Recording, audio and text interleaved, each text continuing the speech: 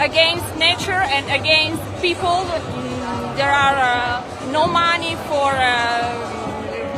football for children and for swimming pool for children, but there are money for Olympic Games.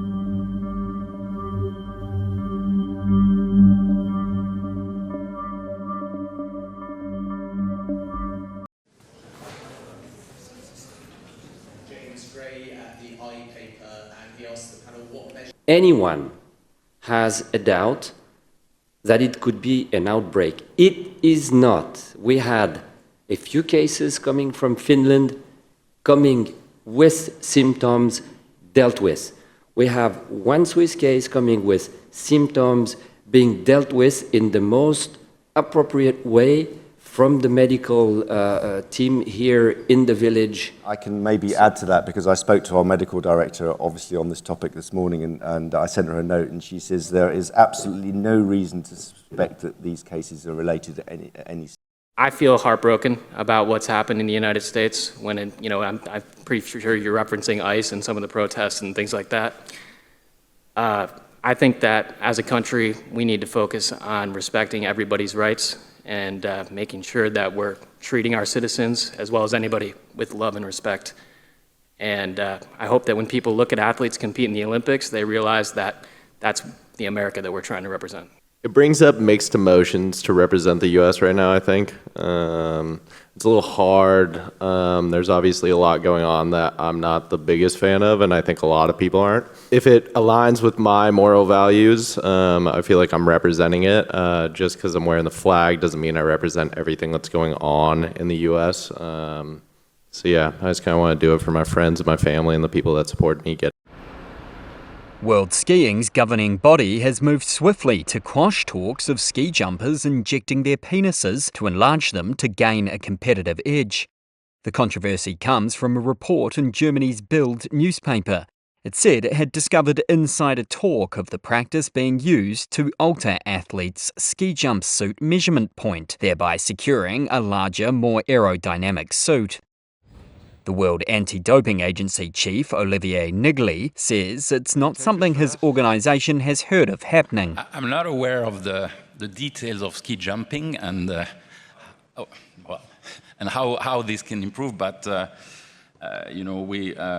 if anything was to come to the surface, we would look at anything if it is actually doping related. We don't do other means of enhancing performance. The sport's governing FIS dismissed the affair as, quote, wild rumour. It said there has, quote, never been any indication, let alone evidence, of the practice being employed. Slovenia's Olympic silver medalist ski jumper, Sana Prijoc, said the idea has been jovially discussed. It's a topic that was talked about quite a lot about a month ago in ski jumping world, and it was mostly like quite a funny joke, and mostly we were saying that I don't know how much can this help you to be better at ski jumping. Elite skiers undergo a full-body scan to ensure they do not have extra material, which can give them more lift as they soar through the air.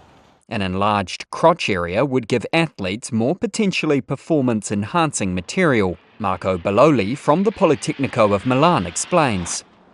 So, let's say that ski jumpers go farther based on two fundamental factors. One is how much they weigh, and the other is how much aerodynamic lift they can generate during the flight phase. So the more surface area they have, the more surface they expose while in the air, the farther they go, assuming the same weight. Obviously, it's as if they were a glider, so the greater the wing surface, the farther they can travel. The issue has drawn attention partly because suit manipulation has previously led to sanctions in the sport. A gold medal run in slopestyle is comprised of creativity, difficulty, amplitude, and style.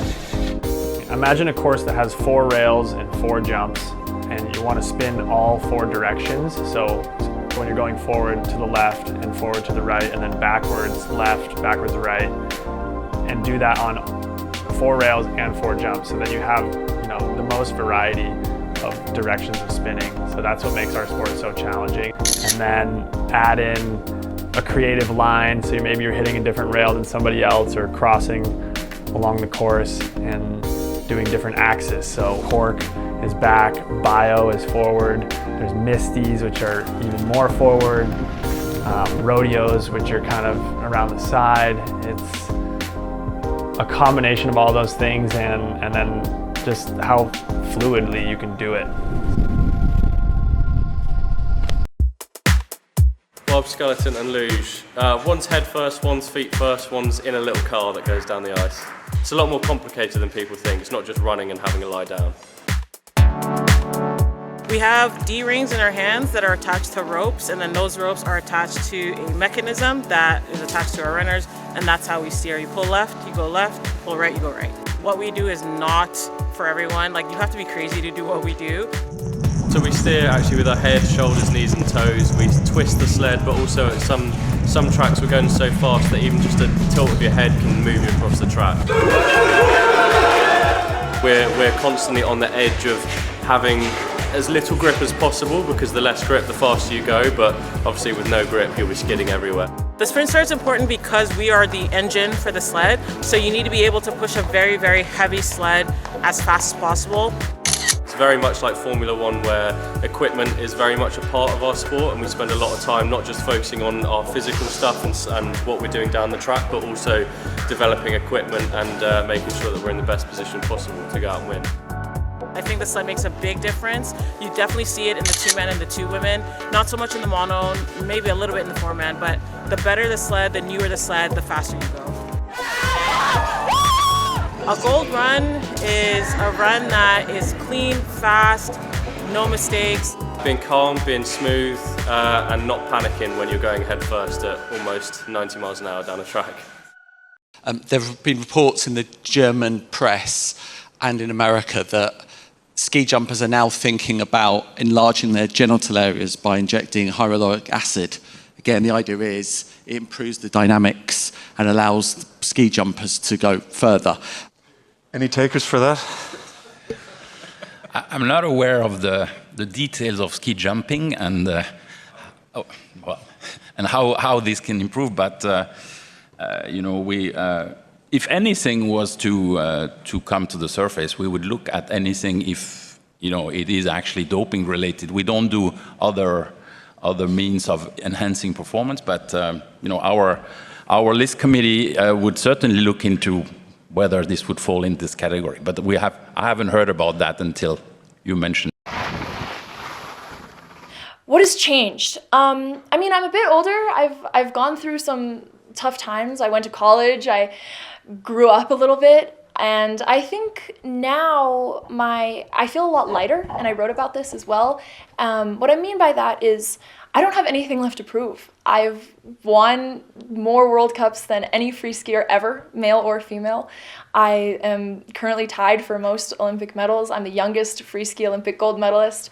I am the only free skier to win 3 medals at a single Olympics. Like, I don't feel as though I have to prove anything anymore. I'm here because I want to be. And there's something so freeing about that.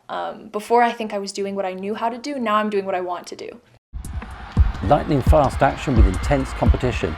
Ice hockey could be the Olympics' fiercest event. In both the men's and women's tournaments, a game pitches 2 sets of 6 skaters against each other.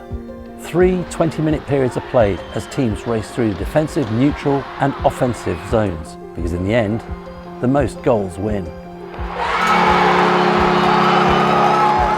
Break the rules and you could end up with a time penalty off the ice, allowing the other team a power play. Protective gear is key, especially for the goalkeeper, who is fending off shots reaching 100 miles an hour. It's physical, it's fast, it's relentless, you're playing D, you're playing offense, you're on the pursuit, but then you got to transition quickly back and defend your goal. So it's always till the final buzzer, overtime, shootout, whatever deems the final winner. It's crazy. Ice hockey, speed, skill and drama, right to the last shot.